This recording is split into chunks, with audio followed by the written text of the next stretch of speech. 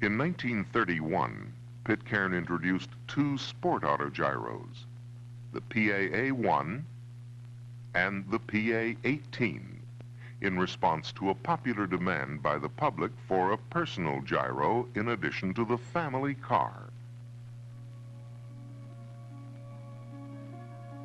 This is how the New York skyline looked to the pilots of the sport autogyros in 1931.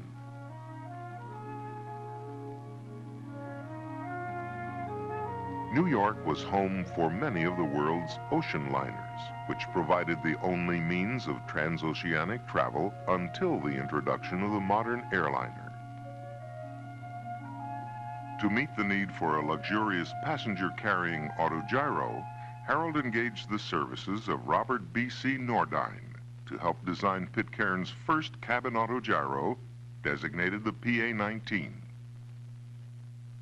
It was the biggest autogyro built to date, able to carry 4 passengers in unequaled comfort and reassuring safety. In 1933, the cabin autogyro flew Cierva to Soldier Field Stadium in Chicago.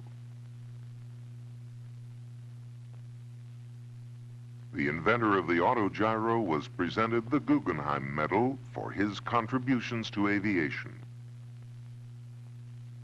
The PA-19 demonstrated its ability to perform short, steep takeoffs within the confines of the stadium. During this trip to America, Cierva brought with him a new concept referred to as direct control.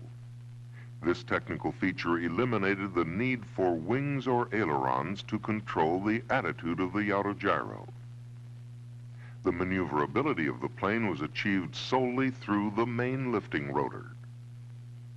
Pitcairn first incorporated this direct control feature in the PA-22, which made it possible for the pilot to tilt the entire rotor assembly to control the direction of flight.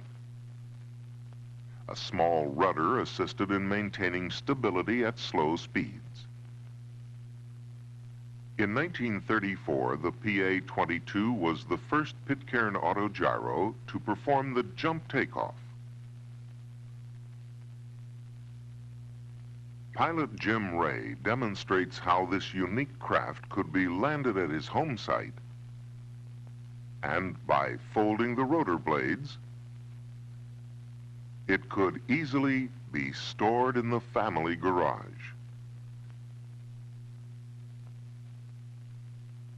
The PA-22 was the first aircraft to introduce a special airmail service in 1935 from the roof of the new Philadelphia post office. The mail was transported from the Philadelphia facility to the Central Airport in Camden, a few miles across the Delaware River.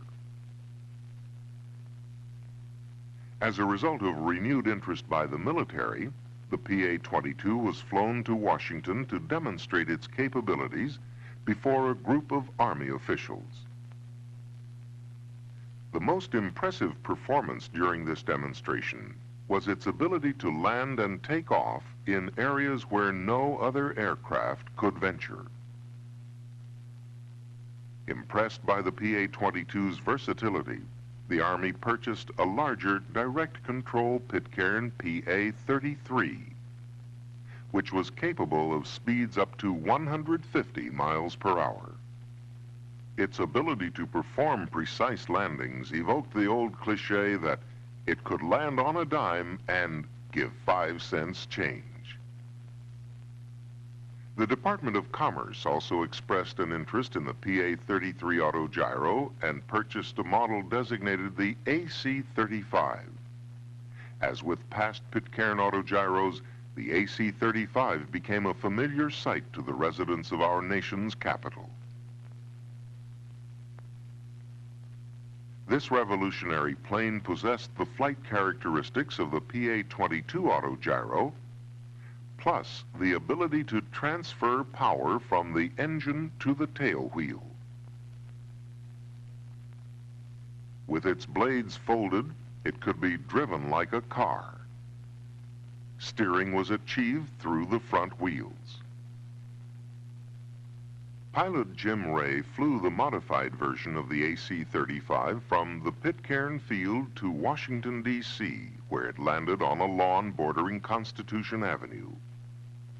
With blades folded, it was driven to the Department of Commerce building.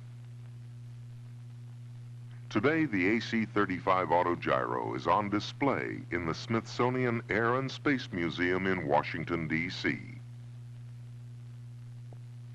In 1940, the Pitcairn Autogyro, designated the PA-36 and named the Whirlwing, featured an important technological advancement, the jump takeoff. This was accomplished by setting the blades at zero pitch while accelerating the rotor to 150% of the normal flight RPM. The pilot, by simultaneously releasing the brakes and rotor clutch, allowed the blades to assume an instant flight pitch by means of centrifugal force.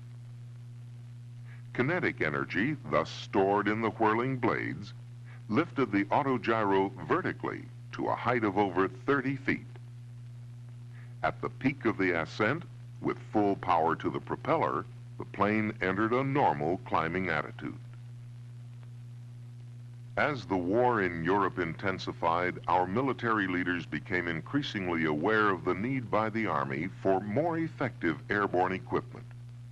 The ability of the PA-36 Autogyro to perform the jump takeoff was considered to be a major advancement for military operations.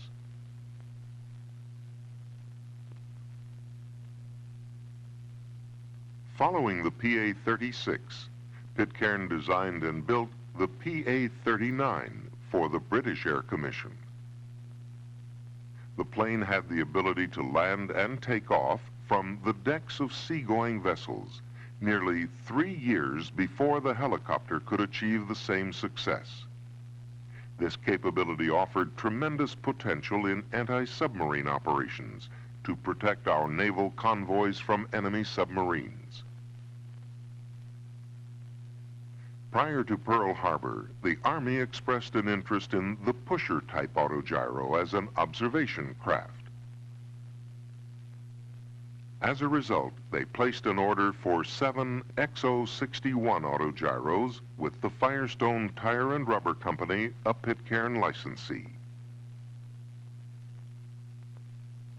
As the United States entered the war, the military revised its decision and specified a vertical lift aircraft with the ability to hover or hold a stationary vertical position. Igor Sikorsky's experimental helicopter, the VS-300, showed promise of meeting these revised specifications. But because it was both cumbersome and impractical, Sikorsky was advised by the military to become a licensee of Pitcairn's Autogyro Company of America. Under the agreement, Sikorsky utilized Pitcairn's patents, which permitted control of the aircraft through the main lifting rotor, and in 1943 produced the first practical helicopter designated the XR-4. Its powered rotor utilized the autogyro's control system, including its unique auto-rotational ability in case of engine failure. Thus, the Sikorsky XR-4 helicopter was capable of performing maneuvers that were standard with the autogyro several years before. Technical advantages of the XR-4 were its ability for controlled hovering and its capability to fly backwards. In 1942, Harold Pitcairn, for patriotic reasons, sold his Willow Grove field to the United States government for 1/3 of its actual value. The field was renamed the Willow Grove Naval Air Station.